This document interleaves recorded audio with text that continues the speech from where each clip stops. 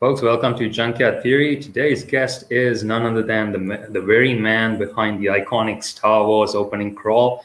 He's designed titles for so many other movies, including Taxi Driver, Suspiria, Spielberg's Close Encounters of the Third Kind, and he is still kicking it. And he is alive and live with us on the show. Dan Perri, welcome, sir. Thank you for joining us. Thanks so much, Akash. It's nice to be here. Nice to see you. And those who are tuned in and viewing this, good to see you. So nice to have you on board.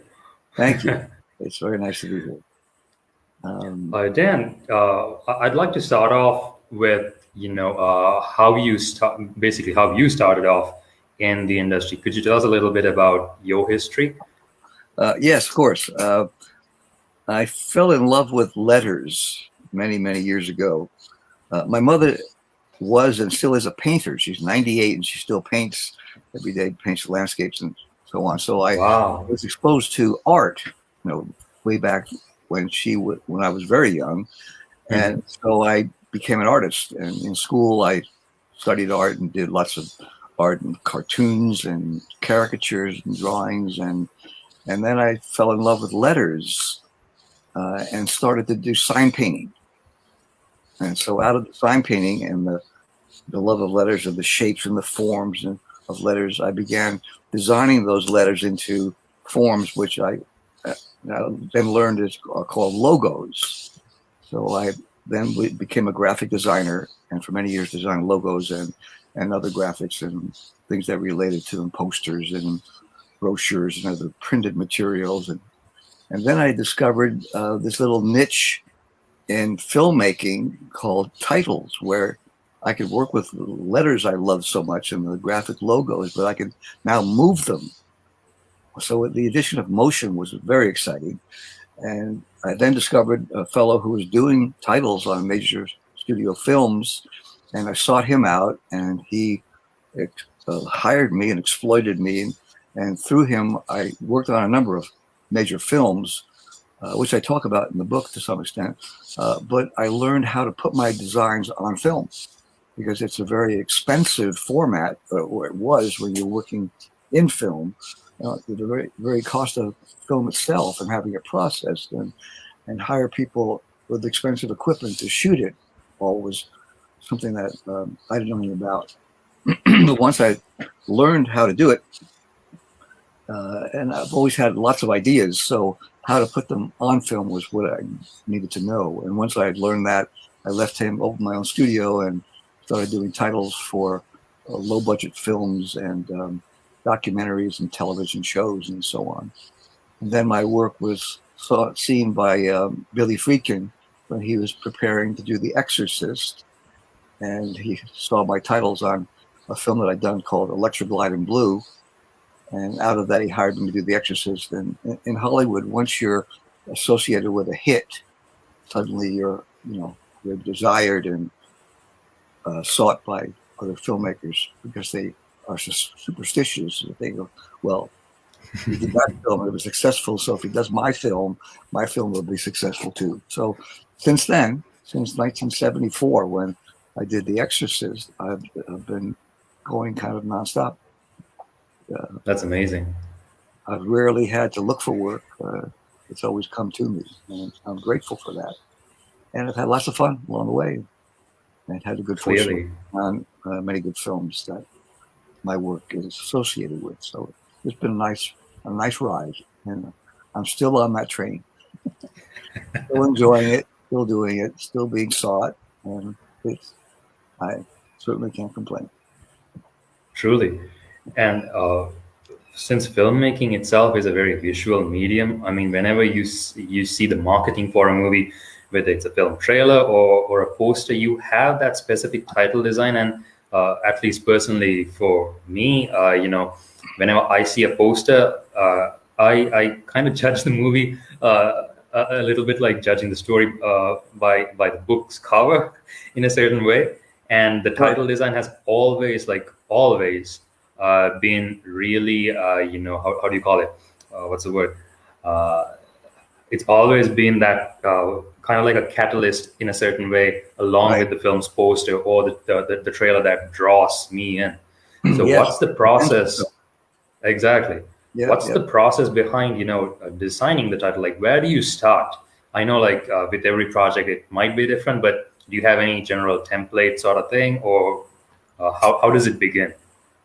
Well, for me, it's I've been fortunate, and I don't think this applies to everyone, uh, but I have a particular sensibility about design and graphics and how I view it. As relating to title design, I'll view the film when I'm asked to work on a film. And I have to view the film. I've been given scripts many, many times, and I read them, so I know about the story. But as I'm reading it, I'm interpreting how to tell the story. For one, because I'm a filmmaker myself, and two, Yeah. as you're reading it, you're imagining, how it's happening, characters and so on. So it's not an accurate way of discovering the film by reading the script. You have to see it. So once I see the film, or even part of it, the first 20 minutes or however much they can show me when they're busy assembling it. So once I've seen it, I then have my own emotional response to it. And I'm able to sit and think about it. And basically, I see it as listening to myself, just letting myself respond and react to what I've seen. And I remember it very well, so I have good memory, so I can imagine the scenes I saw and how the characters related and something that happened which might spur an idea. Ideas always come to me, many of them. So I have to, by the way, I see them in my mind's eye, but I've got to right away scurry for a piece of paper and a pencil. I always use a pencil with the eraser on the back of it, and I scratch out these ideas. And so I then have envelopes laid around and bits of paper that pile up, but I've got to write them down before they go away, before they evaporate, because they've come through my mind and they can be gone in an instant. So for me, that's the process. So once I've got an idea and I put it on paper, then these days I'll play around with it with tissue paper and overlays and copy it and trace it and improve it. And I get it to a condition where I can then scan it and take it in the 3D. And then I'll manipulate it once it's in the computer. And then generate the artwork and then deliver it to, well, in film days, I would deliver it to the optical effects people. They would make copies in various film elements and then combine them. Now it's all done digitally, of course. So I'll make those elements, those files, PNGs or JPEGs or PDFs or whatever it needs. And then either I'll composite them in my editing program if it's simple enough. If it's more complicated, that I know what the equipment can do, but sometimes I can't operate it. So I then will bring in a digital artist to execute the idea. So I can sit with him and direct him to do what I'm envisioning. Then it's put into a high definition form and it's delivered to the client usually by some file sharing service. Gotcha. They cut it in and it's done. How closely does the director work with you in the sense like conveying what he or she wants through the title design? Do you have a conversation before or? Well, in the film world, it used to be just the feature film world was this way, but now even the television world is now run by directors pretty much as well. So the director is the final arbiter who has the final say so. It's the director who chooses me. It's the director who I'm answerable to and who I present my ideas to. And then along the way, once they're approved, I will bring tests and various things along the way to show the director for his approval. In television, there is also producers involved who are active and have say-so and so on. Whereas in the feature world, it's just a director. I mean, there are producers, of course, but they don't usually have say-so much as the director who's king in the feature world. And that's where I've done most of my work. I recently worked with a director on a TV program for Netflix, but was only the exhibitor. They had nothing to say about it. And Universal Studios financed and produced the film, but they had no say either. The director had all the say. And so I'm answerable to that person. We were just talking about that before we got on the live. So could you just elaborate a little bit about that specific project as well? Yes, specifically with Aziz Ansari, who was the creator of Master of None, this ongoing Netflix series.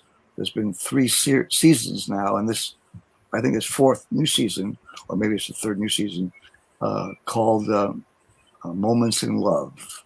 And there are 6 episodes. And Aziz Ansari, who created Master of None, and I think was one of the actors in it as well, written all 6 of these episodes under the umbrella of Moments in Love.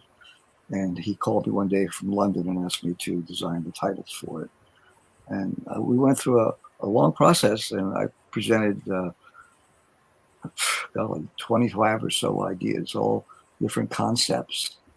And Aziz, as the director and as the creator, kept guiding me to.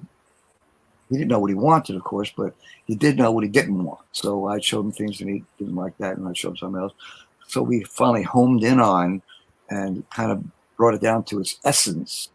And what we wound up going with is extremely simple, but it's right in the vein of his project.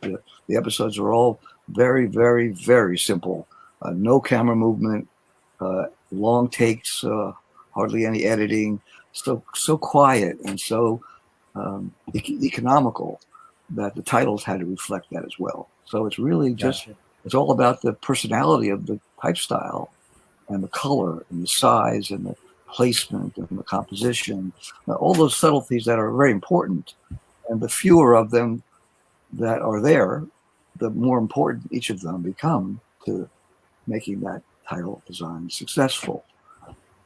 So it was a good lesson for me as well to, under the guidance and the notion of the old principle of less is more, that I include something that was more than the sum of its parts, but had to be so simple that it almost didn't need title design. I mean, anyone could have chosen a type style, certainly, but the subtleties of once you've chosen that, how it would look, how it would come on screen, how big would it be, and all those little things that make the difference had to be coordinated with and represent the project and the story in the most effective way possible.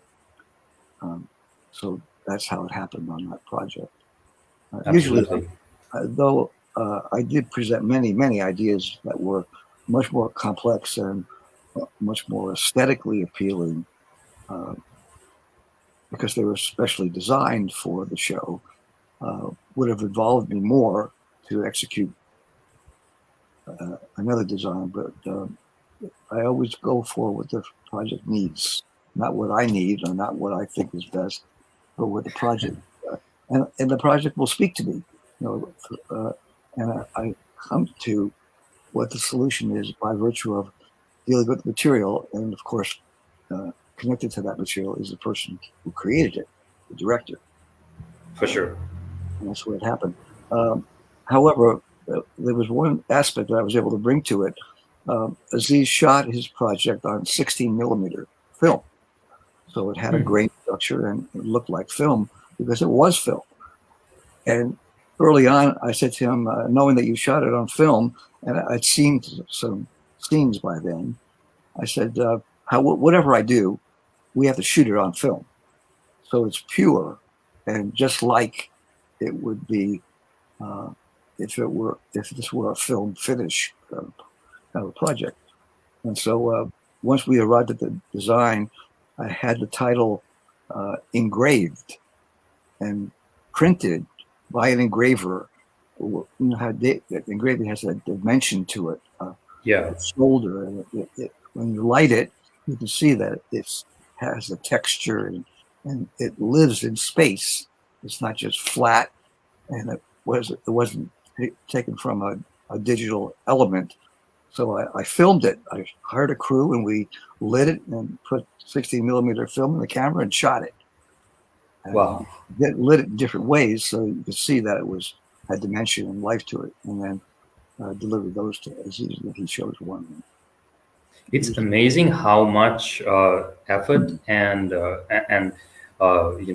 thought goes just into a title, and most people aren't necessarily aware about this process, about how much effort goes into it. No, So true. yeah, as a title designer, does that ever bother you that people don't necessarily understand or see how much effort goes into it? No, not at all. It doesn't bother me at all because I feel that the titles, for one, they have to be there. It's a commercial world. People are making films and they're being sold, and people are paying to see them. So there are contracts that govern the titles. You're given a project and a list of names and so on that have to be on the film, and they have to be to the contracts that are agreed to, such as the size of the title, and maybe the actor is important enough that his name has to be the same size as the title, and all those things that are dictated by contract. I have to follow and deliver that project with all of those things built in. So that is a restriction to start out with. But my belief is that the titles are not, they have to be part of the film. They're not a film unto themselves. They don't stand out and have to be recognized and appreciated and all that. If that happens in the film, then it's not working, in my opinion, because Gotcha. the film is what the people have gone to see, and the titles are just informing them of what it's called and who directed it and who wrote it and so on. So I'm happy when those titles are invisible and you don't notice them, you just read them. If you choose to read them, if you don't want to read them, there's a story going on there that you can pay attention to as well. So how do you tread that line between the aesthetic and legibility? legibility always drives it. Gotcha. I've seen work in So Have You that are so over designed that you can barely read it. Now, of course, you know the name of the film because you've chosen to see that film. You've either paid for it and gone to a theater or on your television, or maybe you haven't paid for it in that case, but you've chosen to see it. So you know what it's called. So Yeah. if the title comes up and it's so over designed that you can barely read it, you still know what it says. But then designers will get into this world of using every tool they have to make the titles spin and glow and spin and glow and travel in and whatnot and crash into each other, all kinds of things to present the titles and lose track of the fact that they have to be read. Sometimes they're not even on the screen long enough to read them, and sometimes they come in pieces, and then by the time they're completed, it goes away. I mean, it's the intention is not to present them to be read, but to present them to dazzle the eye and impress. And those are the wrong reasons, I believe. So I'm driven by making sure they read and they're on the screen long enough and they're complete and they're of a type style that is readable and not so decorative or over designed that the letters are distorted and it's difficult to read. So that's what drives me. And I don't think it's correct to do it any other way. Got you. And I want to go back a few years, and by a few years I mean at least 40, back to the one project that kind of blew things up, Star Wars. That one.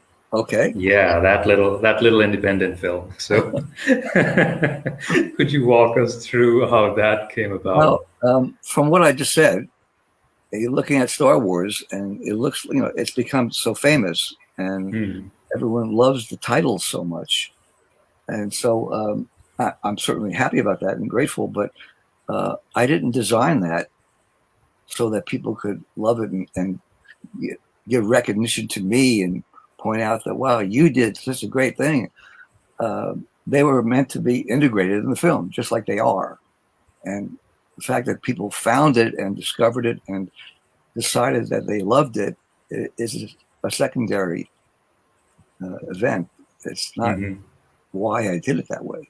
Yeah. So I'm happy that that happened, but there was no intention of making me the star by designing that sequence so that they could love it and then film follows it. It was part of the film, and it still is part of the film. Um, so it True. doesn't But contradict. that, yeah, that title crawl has, I mean, within like the past 40 years that it's existed, it seems to have taken on a life of its own because it's been ripped off, it's been spoofed, it's been parodied like multiple Yeah, times. It's almost as famous as the franchise itself.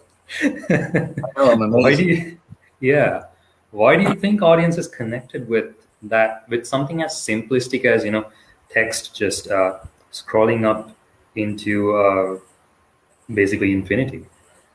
Yeah, well, I think what it did was it made a promise to the viewer Hmm. that then the film that followed paid off. It said emotionally, there's something really special coming. It's so cool and exciting and dynamic and brilliant and clever and interesting and compelling. I mean, all those things that affect viewers. And that film paid off. So the promise that the titles made delivered, and therefore Hmm. it became part of their emotional response to the film.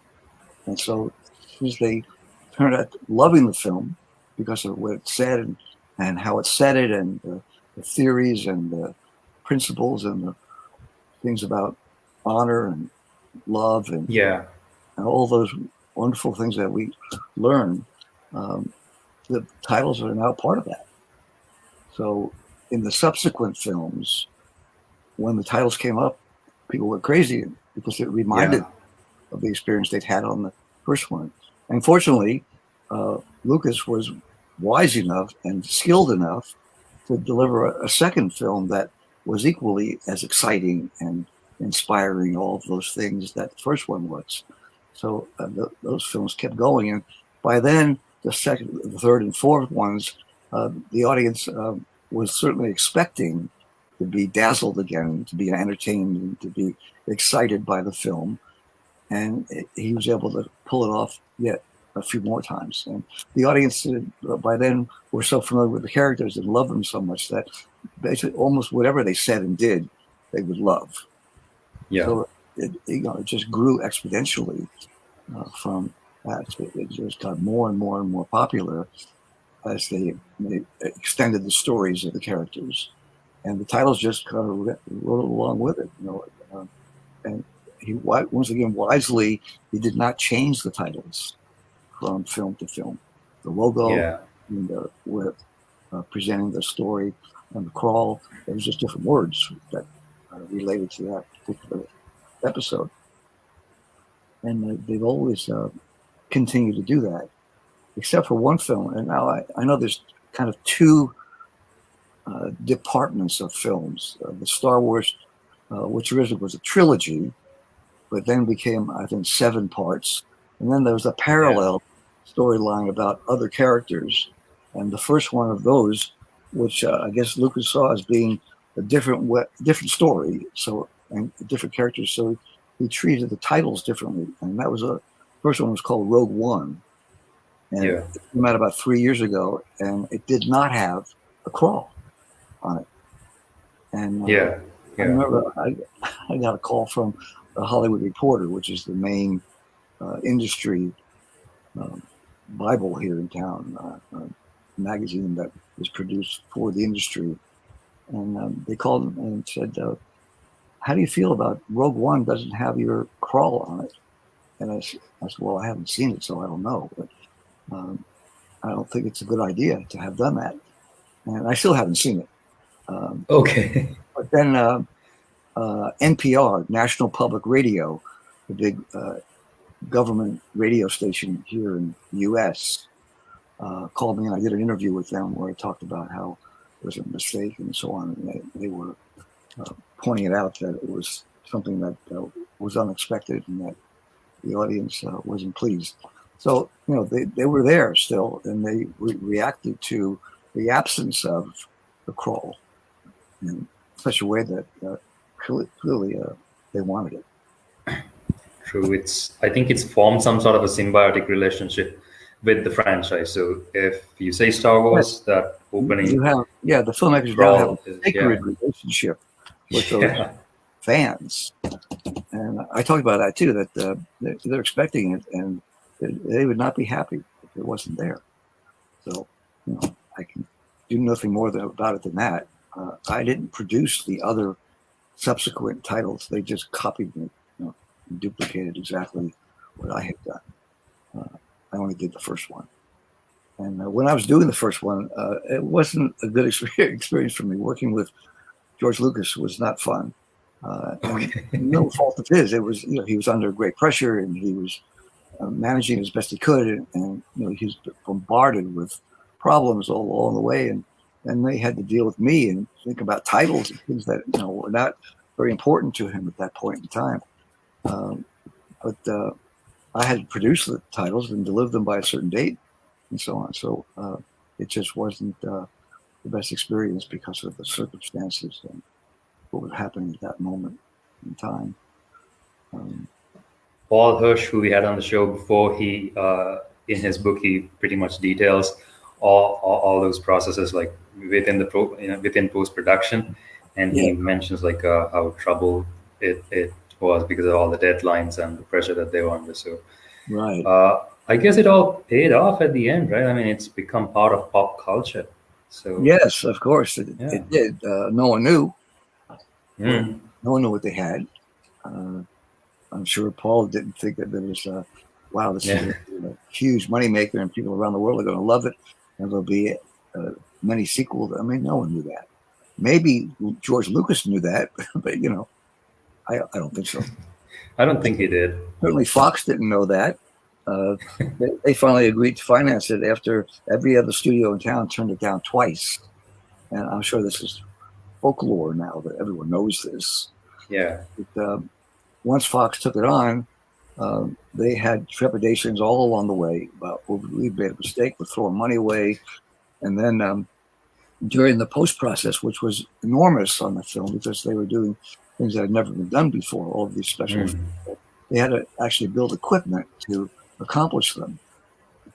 So every week, the post-production supervisor, who was the friend of mine who introduced me to Lucas and brought me in the first place to do the titles, he would tell me that I had to submit a request for an additional $200,000 to Fox last week that we needed to finish the film. And then the next week, he would put another request in for more money. And at every point, Fox was close to pulling the plug. They were so deep into it by then that the only thing they could do was just keep funneling money to them, hoping that they'd finish it so they could actually maybe get some money back on it. Yeah. So for me, I would go over to Lucas's his first ILM location, which was out in the valley from where I live, and I had to trek out there and wait for hours for him. Sometimes sit with him and watch dailies of explosions and different things. And to me, it was just this stupid space film. No, that's the way I saw it. I mean, I never read the script. I hadn't seen any of it that I knew what it was about, or what it was good, or anything of it. So it was just an annoyance to have to deal with him. He never liked what I was doing, and he kept giving me something to look at that where I could glean ideas. It was a kind of a 30s adventure sort of story. And so the Buck Rogers and Flash Gordon films from the 30s and 40s, the serials that kids used to watch on Saturday mornings at their local movie theater, were what he was being influenced by. And so he had to see all of those. And I saw lots of other features. And I find things that I wanted to see, thinking there might be something to glean from it. So this went on for a long time, many weeks. I think the only person who kind of knew it would be a hit was Spielberg. Uh-huh. Yeah, because I think it was I read it up somewhere that he saw like the first cut or something, and he was the person who said this is gonna work. Yeah. So yeah, I mean, it kind of makes sense too, based on the fact that he's had massive hits in his career. So I guess he could possibly take a look and tell you whether if it's going to work or not. But Right. anyways, I kind of want to come to. Sorry, were you going to say something? Only that you probably know this too, and it's been written about so much. But Lucas had a group of friends, filmmakers, who he hung around with, and they shared each other's opinions and so on. And one was Stephen and Brian De Palma, and Scorsese for in and out of that.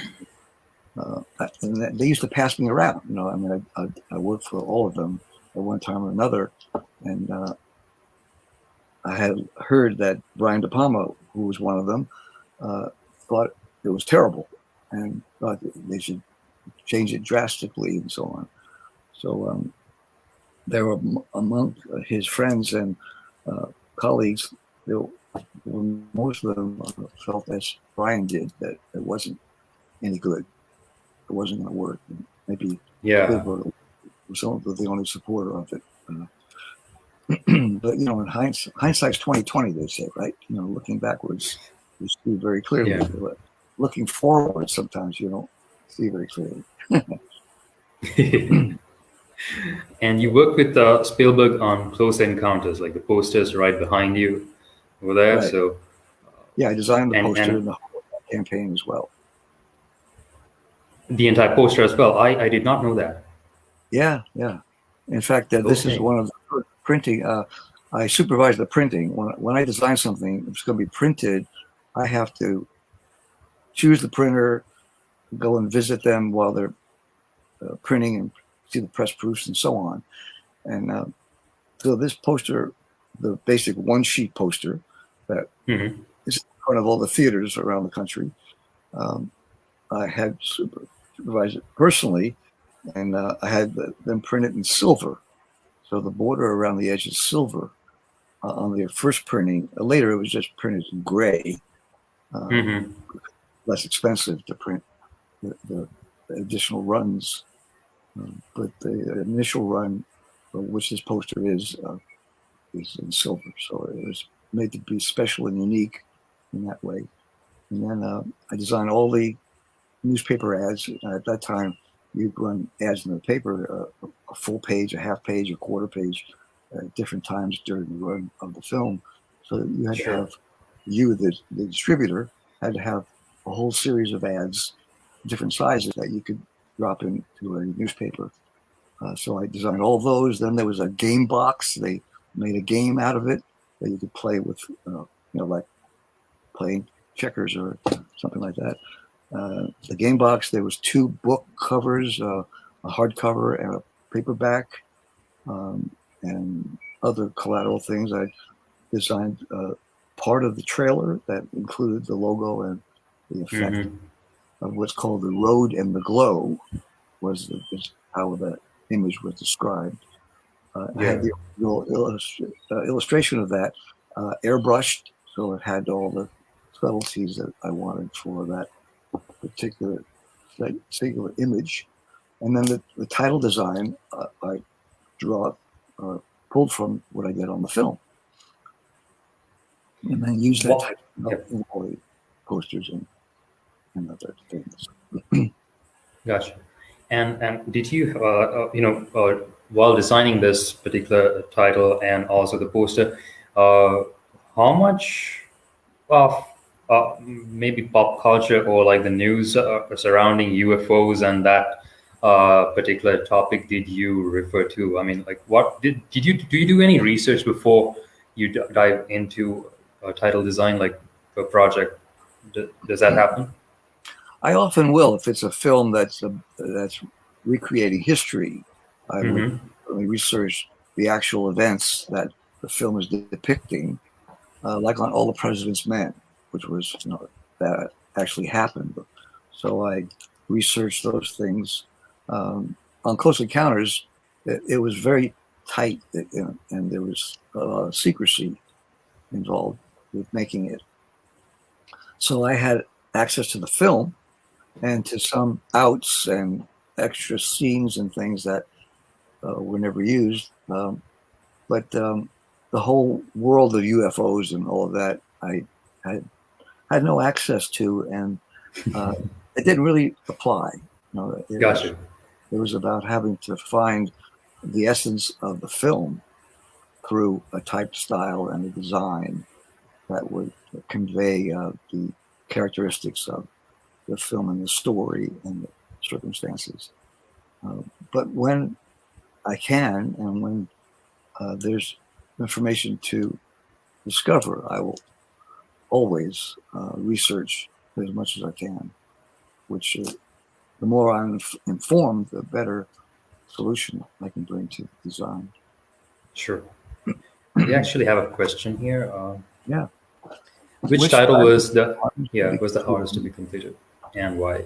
Well, probably Star Wars, which I already outlined, and why was because of the circumstances of the method and the process of post-production was extremely complex and difficult and hard for everyone to do their work. So it became difficult to accomplish anything unless you really applied yourself and put aside any other obstacles to accomplish it. We have another one here.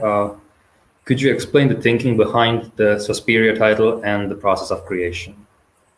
Yes. That poster behind me I designed as well, did the whole ad campaign, and drew off of the logo that I did for the film, which came out of my inspiration from the Bauhaus, which would know and should know was a very famous design studio and major influence to the design world in the 30s in Germany. Yeah. And the artists who were part of the Bauhaus were very influential to the design world. And I've known of their work certainly for a long time. I've seen exhibitions of it at museums. But when I started looking in earnest to many things that the Bauhaus had done, I came across graphics that were inspirational to me for the creation of the logo. This was the final design, certainly that we went with, but I had previously presented at least 40 different concepts to Luca Guadagnino, the director, that we liked for a while, and then he had changed of heart and we moved on to others, and it was a wonderful process. It was really quite similar to Lucas in terms of offering many ideas, but the response was so different. Luca was very, very collaborative and a very sweet, kind man, and we became good friends and had long conversations on the phone. He was in Italy, and I was here. And when he came to town to present the film to Amazon, who financed and distributed it, we'd have meetings and lunches and so on. And so we had a really good relationship. And out of that, I was able to do my best work.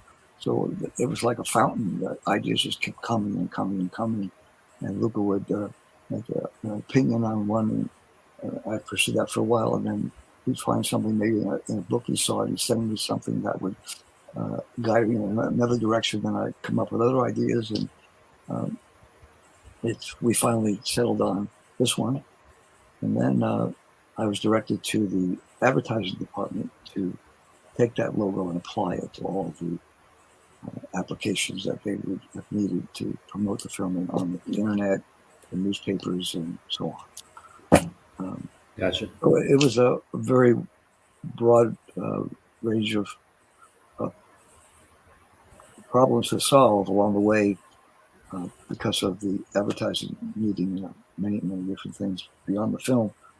But it was a great experience, and I think out of it, I've done some of my best work. About technology changing throughout the years. Like back then, it wasn't necessarily like as easy to create titles as it is now with tools like Photoshop, Illustrator, all of that. What was that transition like for you? It was very exciting, and I really welcomed it. From doing artwork for film that is shot on film, one had to, if I created something by hand, I would then have to execute it with ink on paper and Mm-hmm. clean it up and paint out things and whatever. It would take many hours just to create a piece of artwork where if I'm drawing it off of a type style, I can set that type style in the computer in Illustrator, and then I can manipulate it and change it and stretch it and whatever to make it the logo I'm imagining. And so once the tools were invented to execute all the things that you could have done on film, it became a really exciting thing to deal with computers and computer programs. But they're still just tools. The computer can't design the title. You have to design it. You have to have the idea. They can execute probably anything you could imagine. Where years ago, I might have an idea that knowing what film could do, I would know that this is right up against the edge of what the film equipment is capable of creating. But it would have been very expensive, too expensive probably, to do a feature film in a normal studio film setting.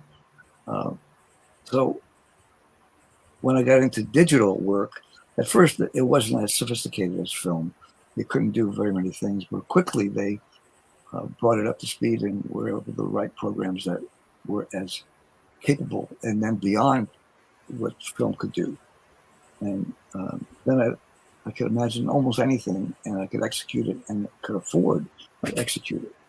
So knowing what it could do is the first step, and then utilizing it effectively is the next step. But it's just a tool, and using it wisely and effectively comes out of the ability and the experience of the designer to make best use of it.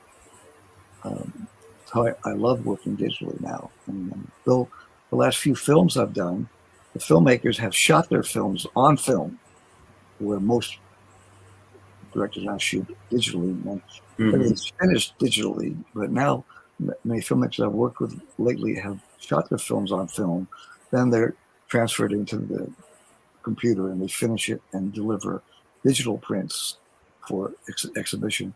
But these filmmakers are asking me, because of my experience coming out of the film world, could I execute the titles on film? They want the purity that I always did and brought to my projects. When all you could do was work with film, you had no option. I could choose back then to work digitally because digital didn't exist.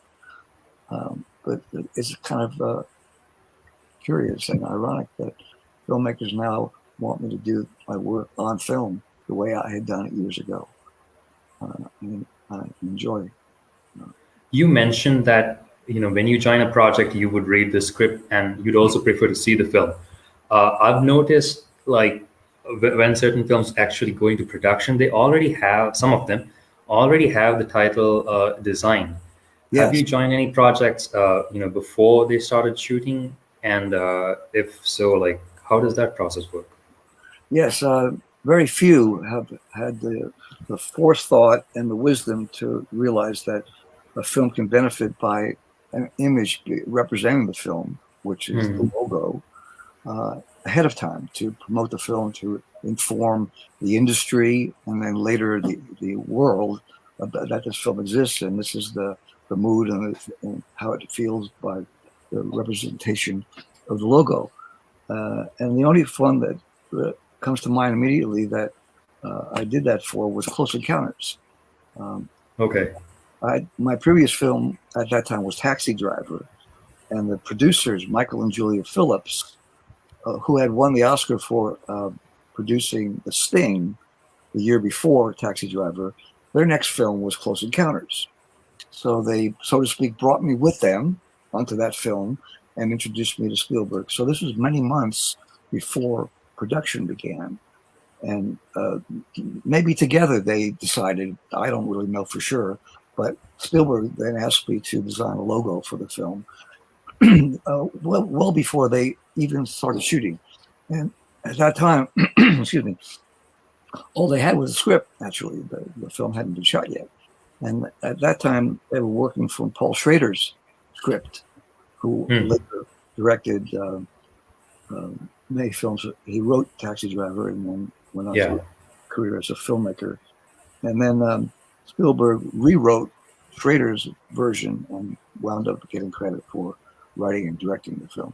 But I read their script, and then I designed the logo, and then we used it on all correspondence. And then before computers, everything was done with letters, and people would mail things to each other. So we had this beautiful, elegant, expensive letterhead and envelope and stickers. I designed stickers that we stuck onto all the equipment boxes, and we had T-shirts that with the logo on it, and it became known as CE3K, which is Close Encounters of the Third Kind, right? And the back of the shirt, and all the crew wore them. So during everyone was bonded by this common image that represented the film. And then wisely and importantly, Spielberg became powerful enough in post-production that he could dictate that who would do the titles, of course, but how the film would look, what would be on the screen, and what would be on the posters and the advertising as well. And so he dictated to Columbia that he wanted me to design the ad campaign. And the day came, I went to the office of the head of advertising at Columbia, and I didn't know it at that moment, but it had already been dictated to him to hire me to do the titles, do the ad campaign, I'm sorry. But he showed me a stack of these pieces of cardboard with full one-page newspaper ads designed by every single major and minor studio in LA and New York, all of whom had been hired at that point to design the advertising for the film. And Spielberg had rejected all of them, but there was a stack of them that came about 6 feet off of the wall, like maybe 50 or more of these, a lot of good designs. And I flipped through all of them to see what was there. But after I did, the head of advertising had to negotiate a deal with me, and he had to hire me that day to do the ad campaign. And so produced the whole thing. So it was partly politics, partly my ability as a designer, but since I was doing the titles and I was very familiar with film, and there were many titles within the film as well, location titles and ID titles that I was doing. So I was very important to the finishing of the film. And I was glad that and impressed that we chosen to do the whole campaign. That whole consistency with maybe like the typeface, like you said, with the title itself and location titles within the film and maybe like the credits, all of that. The consistency between that, I guess, marries everything together very nicely and shows you that the product, like the people behind the project actually put proper thought into everything from a single letter. That, I guess, psychologically affects the audience in some way as well. Like they, at least for me, I guess, correct me if I'm wrong, what I feel is, they've gone through certain processes and they've actually thought through the whole thing from beginning to end, and it's kind of like the cherry on top of the cake. That's very true. Yeah, very observant of you to see that and realize the importance of it. And a lot of producers are good at that. Michael and Julia Phillips were particularly good, and Spielberg, who became a producer later as well, had the wisdom and the experience and the training and the knowledge to bring the best of every aspect of the filmmaking process. And every person they chose to do their specialty on the film was singularly important and cumulatively more important that they all be brought together to make this wonderful film. And that's done often, but sometimes there's a flaw somewhere. You get the best person to do the titles and the logo and the costumes and the sets and so on. And the best actors, the most well-known, the highest priced, the most successful and important and popular, and you push it all together and the film fails. And nobody still knows why, but something goes wrong with the story or how it's presented or who knows. You know, it's been a mystery for as long as films have been made. But sometimes it works. And Close Accounts was a good example of it. So the wisdom of the producers are where it started, and the vision to read the script that this is a film that should be made. The story is wonderful. And it's right for the times, and all those things are part of the decisions.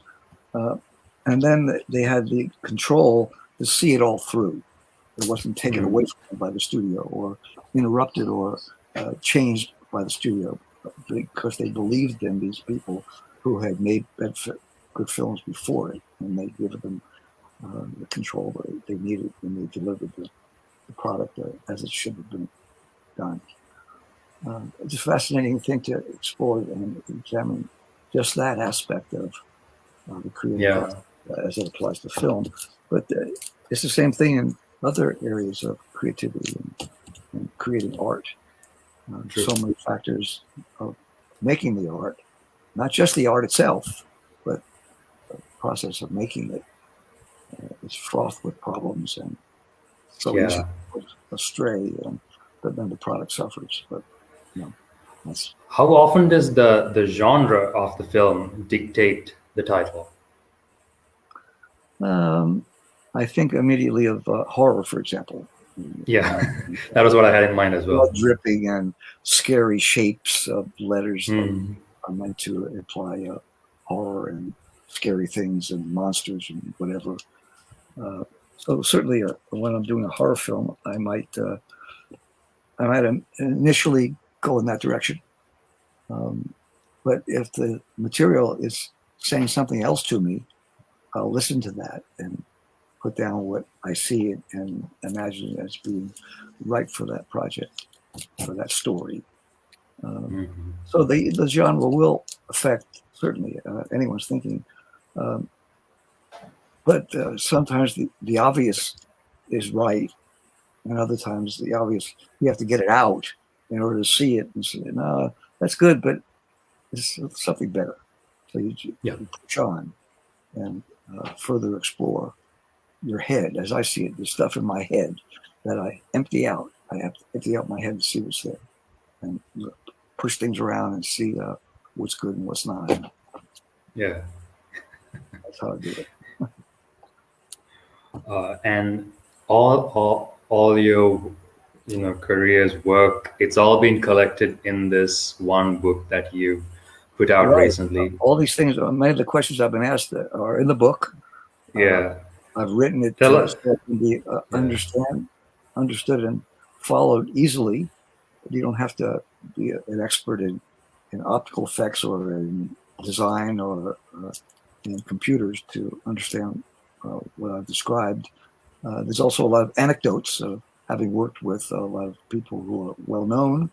There's also the QR codes of all the sequences, so you can play them and see. So you can go the 3 steps of first reading about what I did for a film, and then seeing the storyboard of the film on the page, and then playing the QR code and seeing the final product.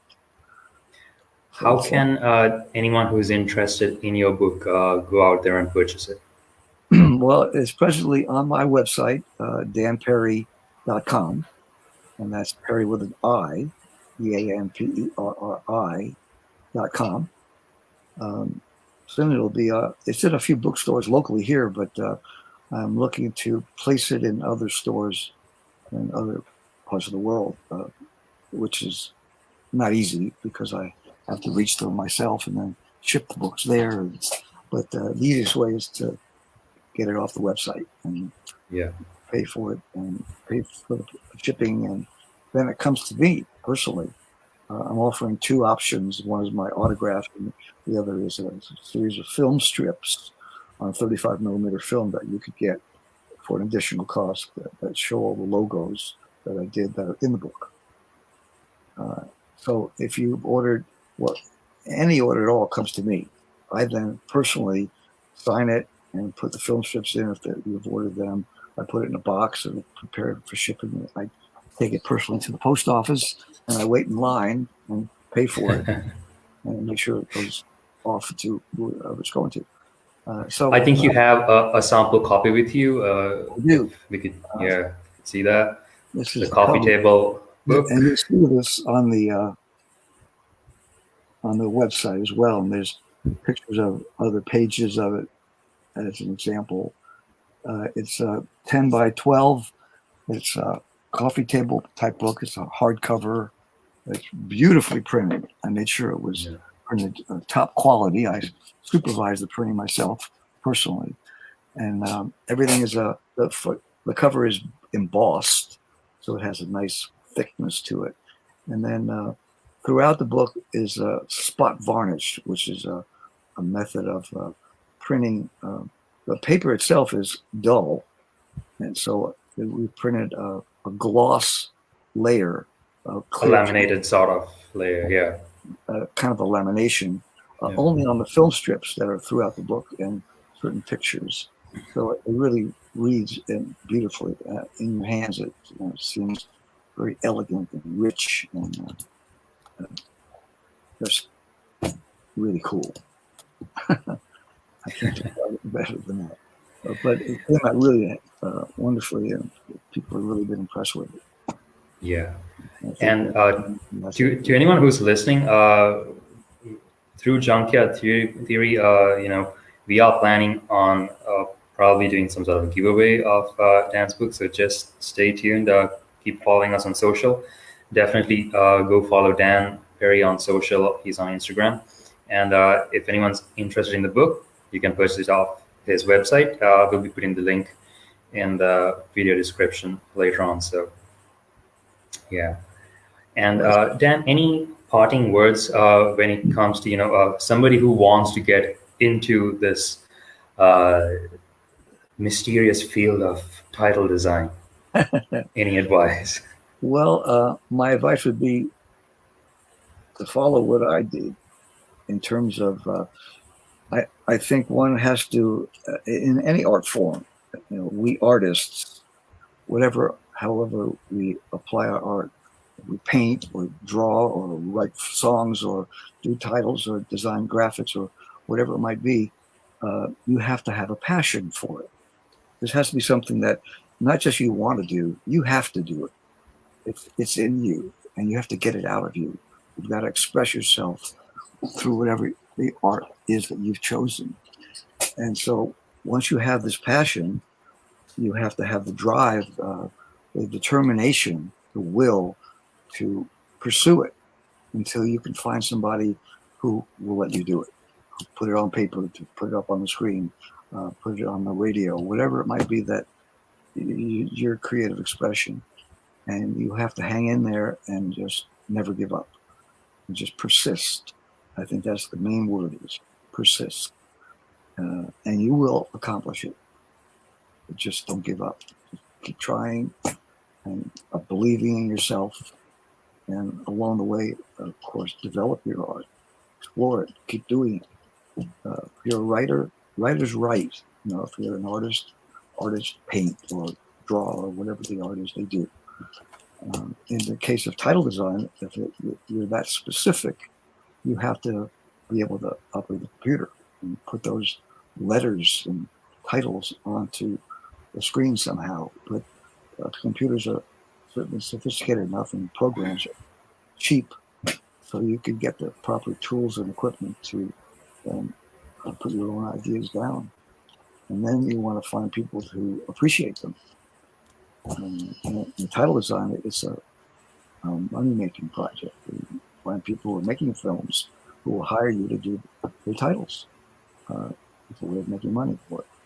So it all comes out of the passion first, and then the drive to execute those ideas in whatever form you need to, and being determined to accomplish it, whatever it takes, is the success at the end of the road.